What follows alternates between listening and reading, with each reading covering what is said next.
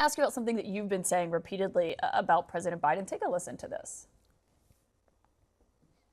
Talk about being a dictatorship. This is what's happening under Biden.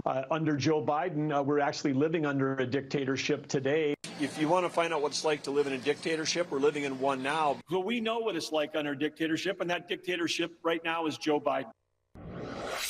I understand you don't like President Biden's policies on immigration or student loans, but respectfully, I mean, you're calling the democratically elected president a dictator?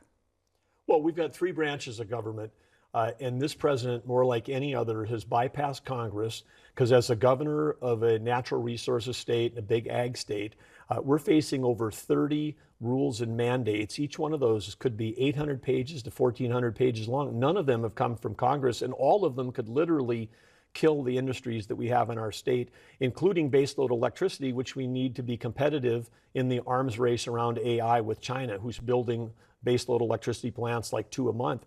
So that's happening without Congress. And then, of course, on the student loan thing, when the Supreme Court ruled against him, then he just said, hey, we'll figure a different way to do it. So I just think that there's, again, a double standard here.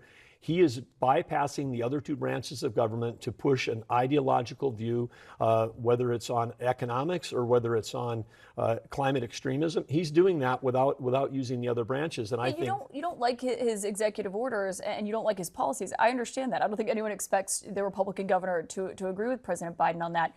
But it's not a dictatorship.